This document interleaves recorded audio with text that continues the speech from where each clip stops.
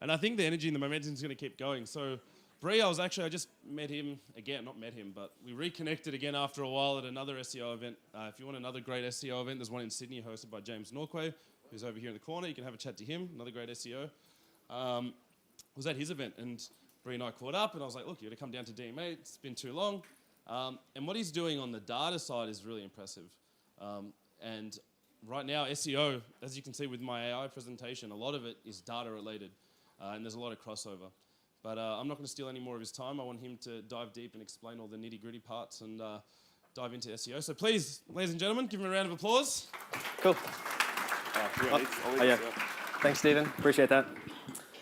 Hi, everyone. My name's Brie. I found out about 30 minutes ago that my speaker notes feed wouldn't be on the slides, so you'll have to forgive me for just jamming it out. But my talk is SEO and AI, the future of SEO. So the objectives for this talk, I'll get into my bio in a moment, but I just want to go through this quickly, is basically understanding vector search, which is what Google uses these days. Also, Google's BERT large language model and data clustering, which I'm going to show some examples for you. And also the reasonable surfer patent, which is a Google patent, and how that works with backlinks today. We'll learn how to build backlinks the WLDM way and how to perform CRO for SEO. I'll do my best to cover this complicated topic in a very short period of time and chuck in some advanced stuff as well. So I'm just trying to mix it up a bit for the crowd. So let's do this. So before I start, some context. Basically, as you can see here, Google's algorithm has got much, much more sophisticated. This is basically like a metric of how complicated the algorithm is and how volatile it is. And it's never, ever, ever been this volatile before. And anyone that's an SEO in this room right now understands the pain that a lot of people are going through. And if you, yeah, so we're getting some nods there. And if you're not an SEO, understand that this is painful for us. Very, very painful. That's all you need to know. There's a lot of soul searching happening right now. So, our bio. This is a casino site. As you can see here, in less than 2 years, we've got them 8 million traffic. That's all I need to say. I can go through the specifics of what I do and how we do it, but essentially, that's massive, that's insane. That's over 8 figures a month revenue in USD. This client will sell for over 100 million, and his last exit was over 100 million as well. And this is all everything I talk about is in USD as well. And just to be super clear on this is not one person doing a couple little tricks and all this kind of stuff. This is a team of 25 people working full-time only on this one website. This is a hell of a lot of work. So anyone that thinks that SEO is you just get these kind of, maybe in the old days you get these kind of results quite easily, but these days it's really, really hard to kind of push and kind of keep hitting this. This is a lot of work. Yes, so we're White Light Digital Marketing, and we have over 70 employees, and I'll get into more about what we do, but basically we manage portfolios for private equity firms in the US. So it's very different. I don't know any other Australians that are doing this. I've been out of the country for 7 years. I've been living in Bali and Mexico mainly, and I've been back for about a year, so I'm not really in the Australian digital marketing scene. How did I get there? I started SEO 18 years ago and started working for Dentsu Network, doing e-commerce for them in very large websites. And then I moved to Bali about 8 years ago, and that was the first wave of digital nomads. So I kind of was part of that first generation of digital nomads in Bali. Some people know me from Bali as well. And basically, at that time, the only digital nomads that were there were basically very successful e-commerce people. A lot of them were successful on Amazon, and this was like the heyday of Amazon. This was like the golden era. You could build an e-commerce brand and sell it for 7 figures in 18 months. It was actually a really, really good time. So we started teaming up with these e-commerce brands. And then these companies ended up selling to large private equity firms. And we went across with the transactions. So I'm going to show a little bit about what that looks like. So these are called Amazon aggregators. And there's basically $16 billion in kind of funds that are basically pulled from US private equity. It's an insane amount of money. $16 billion, it sounds like a lot, it's $16,000 million. It's a lot of money. And some of these guys are our clients. And this market has been booming for a long time. And why these guys are in this space is because private equity firms used to only take investments of more than $20 million. But then they realized in the e-commerce space that you could get 30 to 40% returns on smaller e-commerce brands. And so they realized that if they lowered their kind of investment criteria to like 3 million and above, then they could buy a lot of these smaller brands and then basically create a big portfolio out of them and still get that 30 to 40% return on investment. The only issue is these guys have all got Harvard MBAs and Wharton Business College kind of degrees. They do know nothing about digital marketing. So we kind of came into that space and they'd buy these companies off our clients. We'd go across with a transaction and then we'd do a really good job. And they were basically like, hey, we've got like 10 other companies worth $10 million each. Can you guys just kind of manage this for us? So we started off doing SEO, but then we started to move into web analytics, PPC, conversion rate optimization. So we just basically manage the whole revenue driving aspects of these companies. So yeah, we do SEO and that's our specialty, but realistically, it's everything else that goes along with it. So yeah, that's what we do. And so I ran a conference called DMSS. That ran for 3 years. And that was like, Bali was a hotspot for digital nomads. And Ravi was there as well. There's some other people in the room that have been to that conference. And yeah, it was a really good conference. And I ran it for 3 years. And I sold it to my event coordinator in February 2020, where she was just running another event of her own.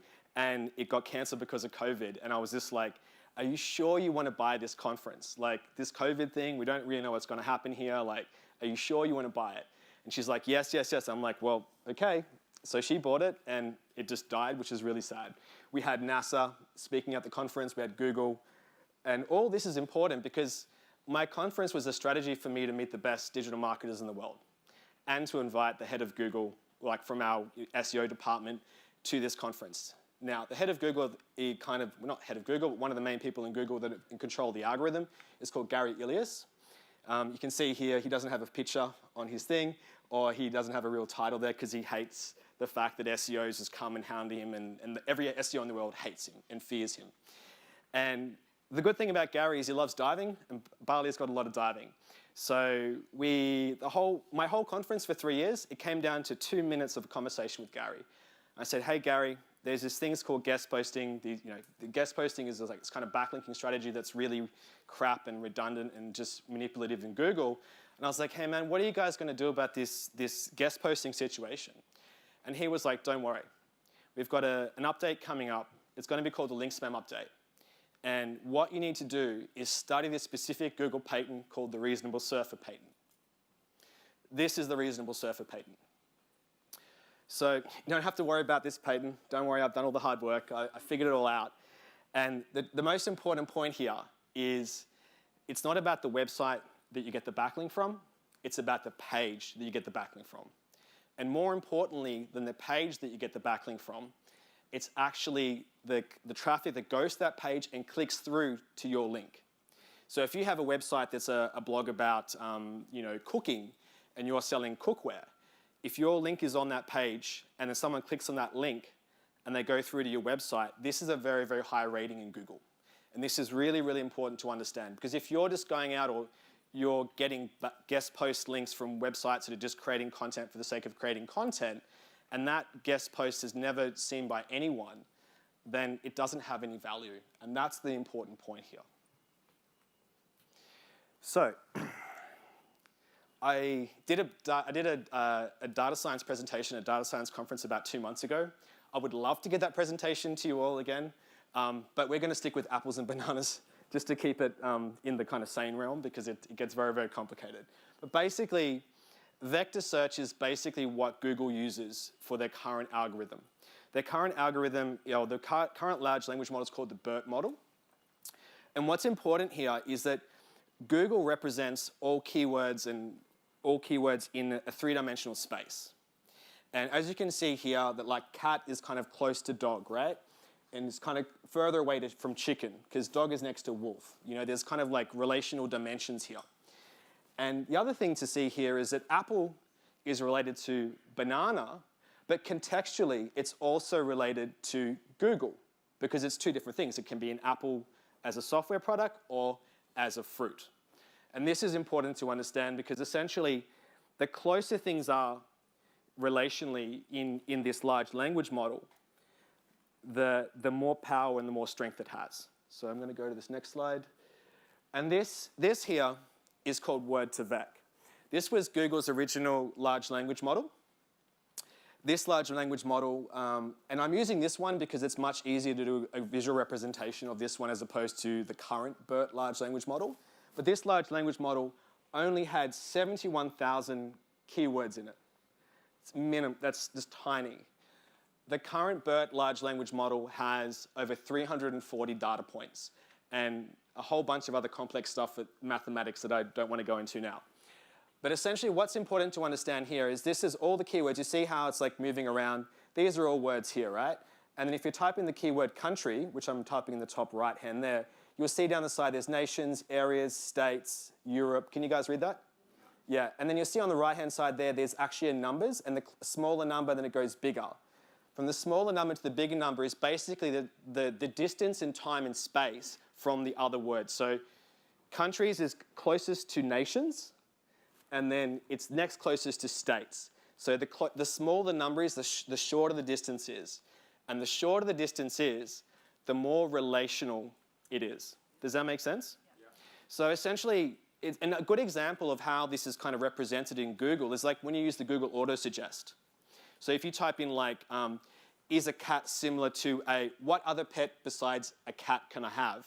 It might actually start to show you dog because it knows relationally that dog will be it's a much better word to use than iPhone 7 as an example. And this is really, really important. So this is a beautiful place to live in. And the really, really cool thing about this is Google's basically given us their algorithm. They've given us their algorithm. And they said, this is the algorithm that we're using. And if you can start to plot the data points within their algorithm, you can basically learn how they operate. A tool that some of you know, who knows Surf for SEO here?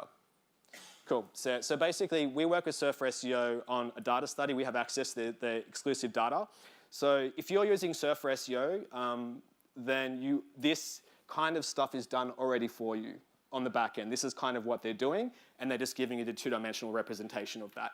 If you haven't used Surf for SEO and you're doing SEO, please use it because it's the best tool out there in the market, and their data science team is just crash hot. Crash hot, shit hot.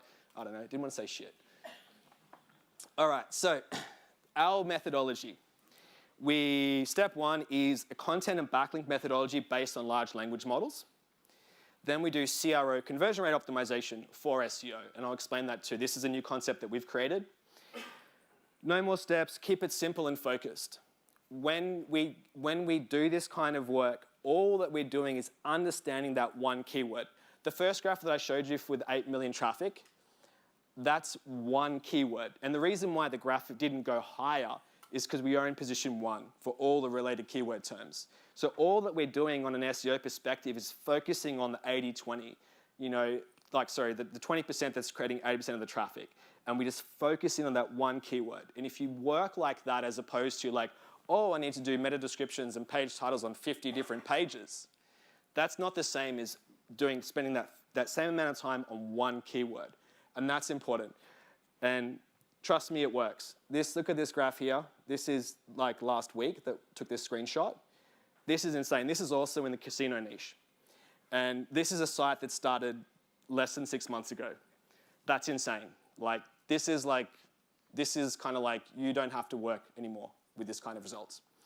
Not retire forever, but you casually can sit on the beach in Bali for a while.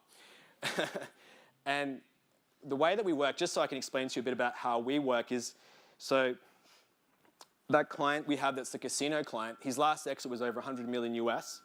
And he just comes to us and goes, Brie, there's a bunch of money. You go and do a whole bunch of stuff for us. And so we go out and we basically create 3 different sites. And then we try to rank those 3 sites using a very similar process. One of them will take off and lock in position 1. One of them might not do well at all, and one of them might do okay. Once we start to get position 1, then we start to go for position 2 and 3. And this process is what we do. So we at the moment, we have like 8 sites like this that we're basically just kind of like doing the same process to and just seeing where the algorithm picks up whichever site. The interesting thing is that like we're using the same backlinks methodology and the same content methodology across 8 sites, but maybe 2 or 3 of them will take off and the others won't. So it's kind of like a stats game, and the more money and resources you throw at it, the more you get these kind of results. And so most of you are agency or clients and that kind of stuff. We work in a different sphere. We work in like, it's a different kind of game, if that makes any sense. All right. Oh, we just love clusters. Clusters are beautiful things. Just look at it for hours. Okay, so what we need to understand here, it's the same GIF as before, but essentially what we need to understand here is how Google works. Google's a business, right? It's about making money and saving, being efficient. So the way that it saves money and be efficient is by reducing information retrieval costs. So when you're sitting here and you're typing in buy latest Samsung phone on your computer, you press enter, it goes down a fiber optic cable, hopefully fiber optic cable, you want to hope so. It goes into a server in Google. I don't know where the servers are here. I think they're probably in Sydney. So it goes all the way from here, under the thing, into a server, goes into that server, and there's trillions and trillions and trillions of web pages online. How does Google, in a 1/10 of a second, figure out of all the trillions of pages that are online, that this is the right page to serve to you so that you keep using Google? This is incredibly complicated and incredibly sophisticated, and people don't respect this enough. This is magic. It really, really is magic. So in order to do this, you need to create the strongest content cluster that you can. So let's just say we had country, nation, state, and those kind of keyword terms. You need to make sure you hit all those data points that are related. And so you don't have to do this process too. You can use Surfer for this, just to be super clear. If you want any more sophisticated stuff, then we can talk about that. But essentially, you just want to make sure that you're covering all those data points that are related to the keyword term, countries, nations, states, all those kind of other terms. And the stronger your cluster is, the stronger the signal in Google. And when you mix that content cluster with a backlinking cluster, which I'll show you a little bit how we do that process too, those 2 signals together make your signal the strongest signal in Google, which means it doesn't have to go through a trillion website pages to find this web page that's there. It's going to go, this is the strongest signal, this has the most kind of connections with the closest vectors and the closest points, therefore, bang, serve that page in less than 1/10 of a second. This is the process. So if you understand this is how Google works, then you're on the right path. And that's what I'm trying to give you here is the kind of concept, because if you understand this concept, you will start to be more successful in your SEO. And that's why we focus really, really heavily on a page level thing as opposed to, all right, I'm going to create 50 pages, best fridges online, cheap fridges online, appliance online. This is not how Google works. This really isn't how Google works. It used to work like that, but now that the large language models are here, you need to be fridge, freezer, microwave, and all those are, like rotten fruit, all those other keyword kind of entities around that. This is a link spam update. I'm just putting this here so everyone can read on Google's website that sponsored and guest posts are bad, okay? Are we clear on that? Like Google said this to us, just really we need to shift our focus. Now the issue in Australia is there's not many SEO agencies out there that actually do genuine link building. And the other issue that we have in Australia, well, I work mainly in the US, but the main other issue that we have in Australia is that there's only a limited amount of .com.au domains that actually might be relevant to the terms you're trying to target. So the people that are doing backlinking in Australia, they're using marketplaces and vendors that don't actually do this that don't actually do the genuine outreach. So everyone in Australia kind of has access to the same database of .com.au domains that accept guest posts, and that's what they're doing. So if you want to stand out against your competition, which is the process that I showed you, if you do the backlinks in a really, really good way that's very different, kind of like a backlink profile than your competitors, you will get those results. Maybe not, they won't be as insane as those results that I showed you, but you will start to get that success. And the important thing to understand here is every SEO company will tell you that they do organic, they do outreach, they do this, they do that, and all this kind of stuff. I can absolutely promise you most of them are lying. And the way to check if they're lying is to ask them for a prospecting list. If they can't provide you with a prospecting list on the work that they're doing for you, then it's clearly not the thing. And if you're targeting, let's just say you're targeting back pain as an example. If they're not getting links that are related to back pain, or like that specific page is related to back pain, and they're getting you guest posts on websites that are about medical stuff, and it's like a medical news site, then that shows you that they're not actually doing genuine outreach. If your link building campaigns do not produce results within 3 months, then they're clearly not doing the right thing. Because we expect results within 1 to 2 months. Obviously with the right budget, and there's other factors involved with it, but it's important that if your backlink curve goes like this and your traffic curve stays the same, it's not working. And any SEO company that tells you it's going to take 6 months and we'll look again in 6 months and it's super complicated and Google black box mystery stuff, no, it's not that. It's that their links are bunk. So that's really important to get that right. So what I did here, this is not my screenshot, by the way, but what I did here is kind of proved that that you can manipulate DR. This is the metric that Ahrefs uses, domain rating. And we basically took a domain rating of like a low one like this, and we took it to above 60 in about 6 weeks. And we did it for 3 sites. And I was like, oh my God, I want to do this process, but I'm like, who can I do this to? Like, it's actually illegal and also unethical, and you're going to damage your business. And I was like, Trump supporters. So I picked 3 Trump supporter sites. And I basically just hammered them with like really shitty links and manipulated their DR. And why that's important is because the old algorithm worked like that. If you can manipulate Ahrefs like this, you can also manipulate Google in the same way. So Google is not using these same signals because they know these signals are redundant. And that's why they've moved towards the reasonable surfer patent, because they want links from reputable sites that already have traffic. All right, so I'll get to the synthetic urine bit in a bit. That's the keyword there, synthetic urine. I'll explain more about that. The filters we put on, we do a page traffic of just 10. This is the basic process that we use. And you'll see here I'm looking for opportunities for guest posting. This one's like a blog post that looks like it could actually be useful. Look at the referring domains and all these ones. There's heaps of referring domains. And in backlinking, that's just gold. That's the page traffic, monthly page traffic of 102. And these are the keywords that it ranks for. So quick fix is a synthetic urine, 110 search volume. It's ranking position 14. And all these keywords on the side are all related. Like think about the vector.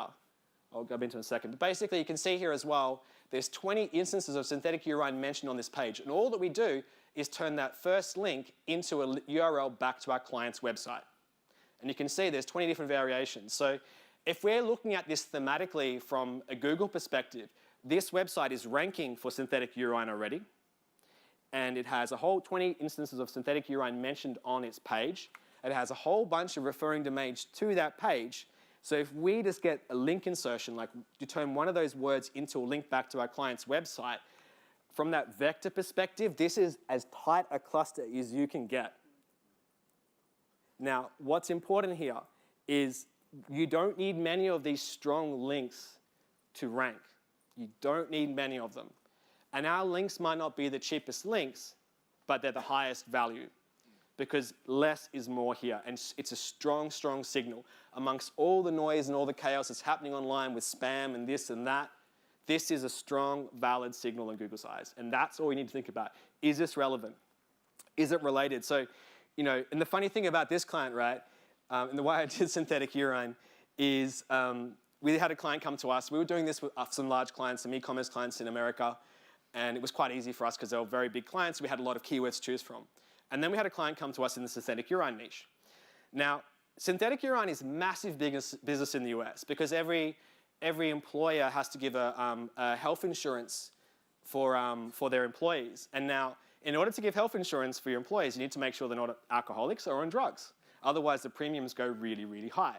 So like there's actually a lot of monthly search volume for like Walmart drug test or Target drug test because they're getting drug tested a lot. So, and this is a very, very good purchase. Like, people just go online, they buy the bloody thing and they hope it gets there before their drug test happens, right? So it's quite funny. And then so this client came to us and said, we want to rank for synthetic urine. And I'm like, all right, let's see if we can do this, And we found links in synthetic urine niche. So if you're in the synthetic urine niche, please come and see me. I have some links. If you're not in the synthetic urine niche and you think that your niche is too obscure, you're wrong.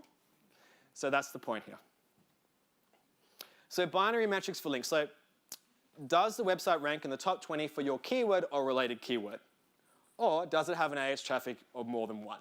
I'm making this very, very simple and clear for you, but that's the point here.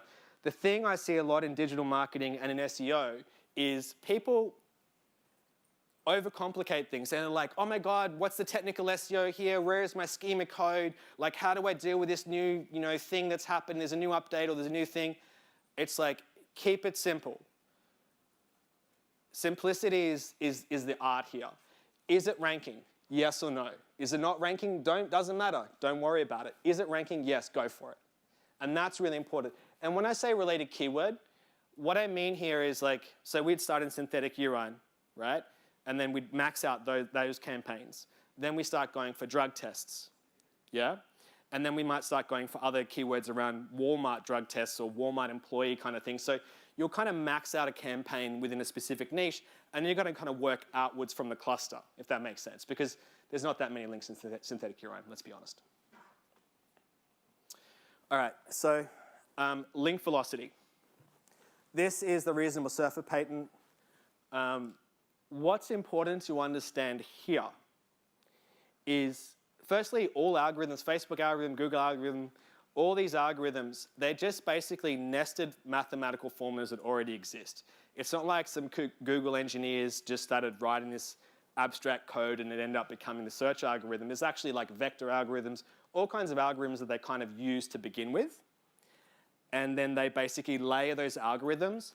Then they tweak variables in the algorithm. So they're very quite similar algorithms in a lot of ways. They're basically like search algorithms, and they just tweak the different variables. Now, a lot of SEOs will say, oh, you can't just throw a whole bunch of links at a web page. It'll get flagged in Google. This is a bad thing to do. And from our experience, the results that you see with that kind of explosive from 0 to 100,000, like in less than 6 months, we've thrown a shit ton of links at that website, like a shit ton. Now, what we're essentially doing is replicating virality. And the way that we do that is we create a piece of content and we basically do the prospecting for that piece of content. Maybe it's like, best ways to play blackjack as an example, like how to win at blackjack. We might create that piece of content, then we'll go out and do all the prospecting for all the blackjack related terms and blackjack strategy terms.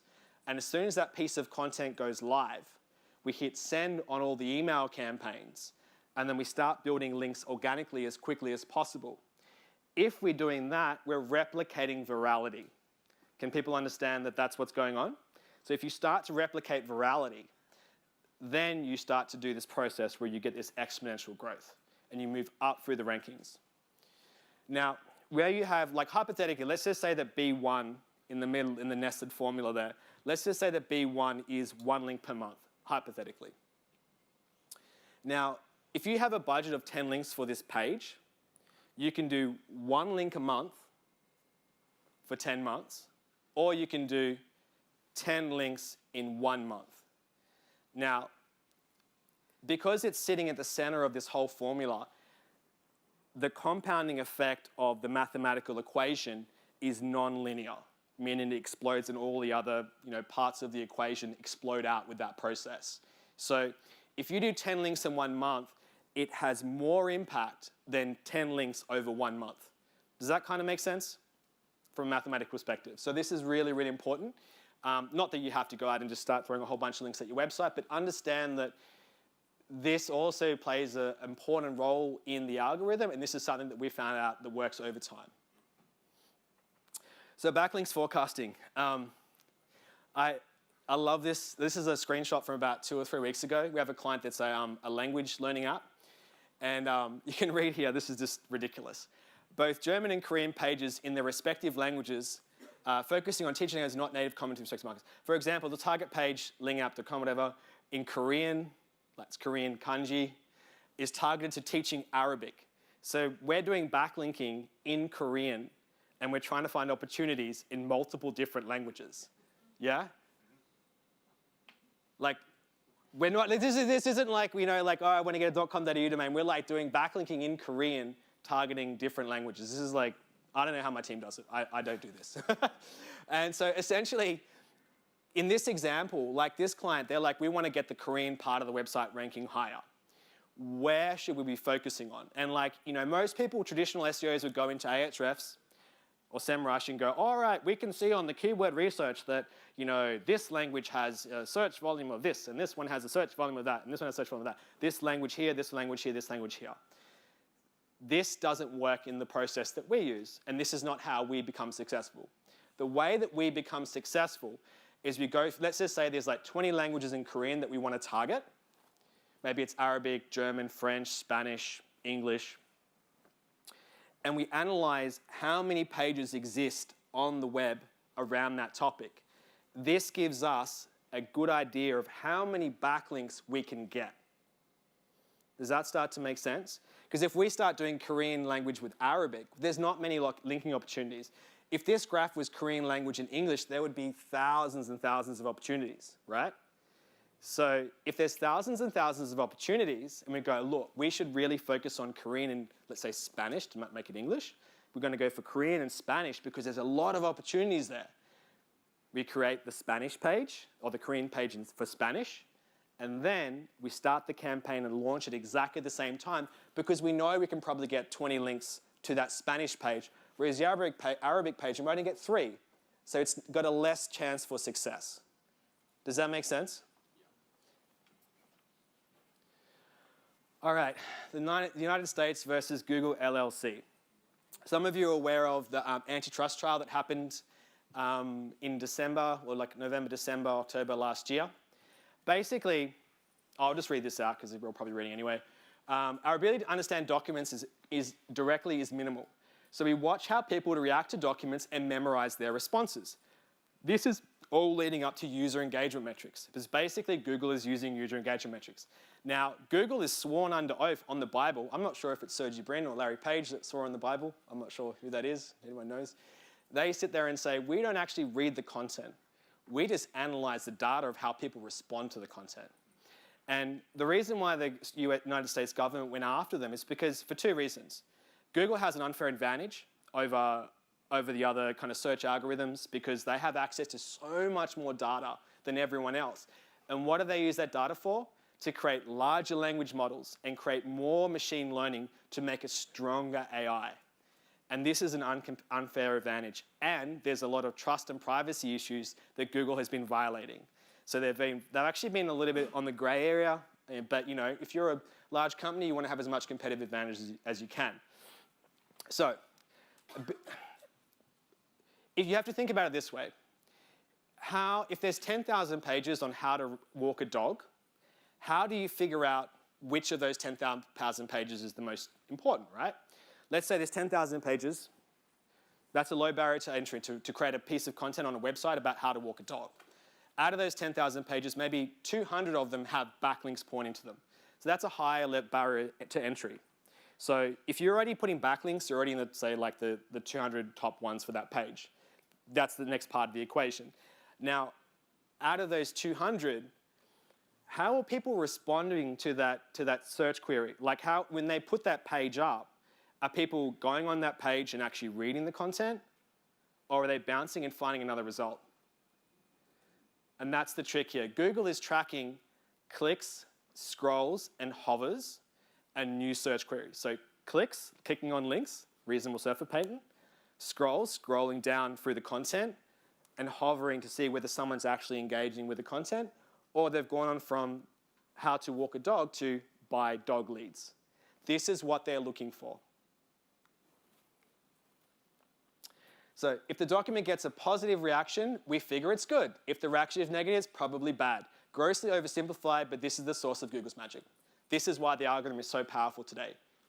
If you remove this function from the Google algorithm, you get DuckDuckGo, and DuckDuckGo sucks. Sorry. CRO's impact on SEO. How much SEO do you think we did to get that result? Anyone have a guess? No one wants to guess? Come on, online casino. You want to bet? 0. We did 0 SEO to get that result. 0. What we did is the process I'll explain to you in the next slide. But basically, we focused on conversion rate optimization. The client is a difficult client, doesn't like SEO. We do CRO as well. So we started doing something that I developed. It's called engagement rate optimization. And basically, we're doing that process of clicks, scrolls, and hovers. We're basically trying to increase the engagement metrics on that specific page. Or this is a multiple amount of pages here. But when we did that, we doubled the revenue in 9 months, and we basically doubled their traffic. So we 4x the amount of total revenue that these guys got. You don't need more traffic, guys. You need to convert your traffic better or create better user engagement metrics, and you create that positive feedback loop that Google talked about before. If there's a positive response, it goes up in Google. If there's a negative response, it goes down. And what's important too, if you start looking at your results in Ahrefs or on Google Search Console, you will see that a lot of times you'll kind of pop up, or a client or a website will pop up, and then it might sit there for about a week and then just drop back down again, right? If a website pops up and comes back down again, it means Google is testing it with its traffic. Google is testing it with its traffic, and it's saying that the user engagement metrics are really bad, therefore it's dropping it back down. Does that make sense? That's really important. When you start seeing it like, oh my God, I went up, and you're like, oh my God, I went down again. Oh, no. That's when you start working on this process here. So what we've done here, we do CRO with a piece of software called Use It Better. It's the best piece of CRO software out there that we found. Most data analytics kind of focused as opposed to the other ones like VWO and Unbounce. This is really simple. This is something you guys can do today. You can just get a free account on Hotjar, chuck some heat map software on your website, and you can do this today. This is not complicated. And what we've done here is we've just put a heat mapping software on the client's website. This client is in the green powders niche. And let's imagine this article is about how to lose weight. Let's say it's 7 tips on how to lose weight. Tip number 2 might be do strength training. Tip number 4 might be eat healthier foods or do low carb. And tip number 6 might be meditate, right? Now, when people are in Google and they type in tips to lose weight and they land on our client's website and there's 7 tips, but tip number 2 is, do strength training, and they spend a lot of time reading it. As you can see, how the yellow, at the top it's yellow and down the bottom it's more the purple. The yellow means that people are actually spending time on that area, if that makes sense. So if they're reading tip number 2, which is basically do strength training, and tip number 4 is eat less carbs, and tip number 6 is meditate, if they spend the most times on those specific parts of the website, then all that we do, not rocket science, we move those 3 tips to the top, and then we expand them out. Oh my God, it's amazing, revolutionary. That's it. I mean, to get those results for the client, we did other stuff as well, but the important part here is that if you can follow this simple process, this is something we've developed, and we're doing more and more of this kind of stuff as well, you're going to get increased conversions on your website, you're going to get positive signals for user engagement metrics, and your site will go up. If you do those 2 things, the compound effect, your net profit will increase significantly. So summary, Google Algo is the most complex it's ever been. I explained how the vector search algorithm works. Google's BERT large language model and data clustering, you've seen that process. Strong data clusters, tight clusters, stronger signals in Google, information retrieval costs. Makes it efficient for Google, they save money, everyone wins. And how the reasonable surfer patent and backlinks work today. And how we basically built links the WLDM way, and how we perform CRO for SEO. Now, in saying that, like I've just really stripped this back. There's a lot more to it than this, but like this is the basic version for this level of talk, and I'm at 0. All right, so we also do, so we obviously got a stall out there. We've got a massage therapists. They should be arriving there soon. Is there a massage therapist? I don't know. There's 2 seats over there. We also do, we're just starting to do fractional kind of C-suite services. And we also come and see us and we can do an SEO audit for you, backlinks audit, CRO audit, web analytics. Web analytics is something that a lot of people are kind of like not really across and it's quite hard to find specialists in. We have a team that does this and we're actually very, very well priced for that. And we can come and audit all your stuff for you. So come and chuck in the QR code and then you can, or I don't know, you'll figure it out. Come and have a chat to me. And like, I really want to talk to you guys about really crazy data science stuff that we're doing that's like much more sophisticated than what I'm showing you here. So does anyone have any questions? Almog. Oh, he's got the mic. Is it a drone that kind of brings it across for him or not yet? I'm the drone. Okay. I'm the drone. Who was it? So, for example, in that page that you saw the result, you showed the results for synthetic urine. Yeah. You're like, oh, I want to get like that first instance of that to link back to mine. Yep. And that's, I'm assuming that's like your campaigns. You're basically offering these webmasters some form of payment, and if so, is that not like an illegal kind of like Google it definitely practice? That's true. It does sit in the gray kind of area, like in Google's terms of service. Like, let's be honest, like you're technically not supposed to do an exchange, a monetary exchange for those kind of services.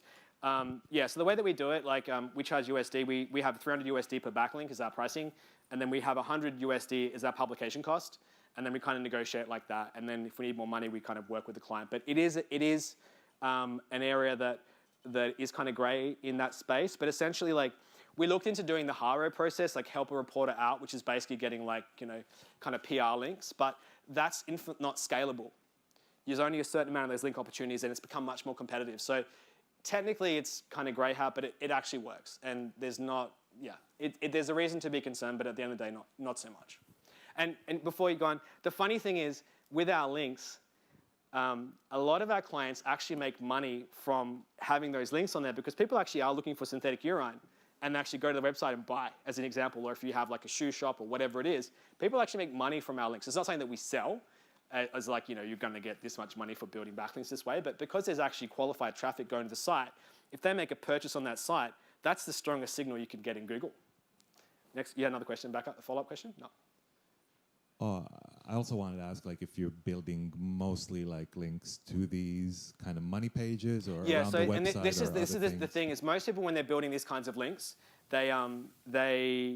it's really hard to build links to e-commerce pages, specifically like a synthetic urine page or like let's just say Nike shoes. It's much easier to build a generalized informational link to like, you know, how to lose weight as opposed to, you know, best weight loss pills. The process that we do, we're able to target best weight loss pills as an example. And then so that's part of our advantage too. And that's why we win in the e-commerce space quite well. Cool. Next question. Stephen's going to hand the mic.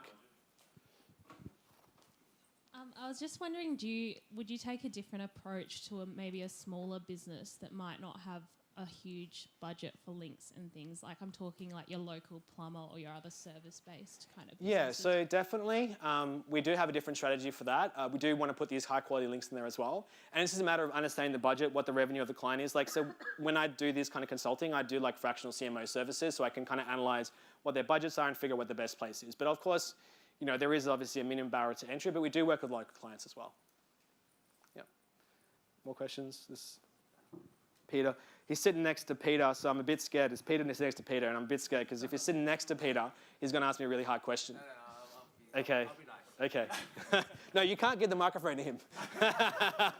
I'm joking. Yeah. Do any of your clients have like multiple brands, and do they leverage their SEO off those other brands in any way? Yeah, the way that we do that, in the process I explained how we'll like launch, like we'll get one site really successful and then we'll launch like 8 other sites. We basically share a bit different to what you're saying, but the answer for us is we share the backlinking across the different brands. So you might get like link insertions on 2 or 3 sites, and we'll use the same database to get those same links. And that makes it more cost effective for the client. Yeah. Maybe one more? If there is? No? I can ask him a hard last one. So just a summary, you were saying that the old SEO doesn't work anymore, like based on keywords. So Yep. you need to do like a 3D, different sort of keywords, and then and put them all together, and that's how you're gonna be on Yes. the first page. Yes.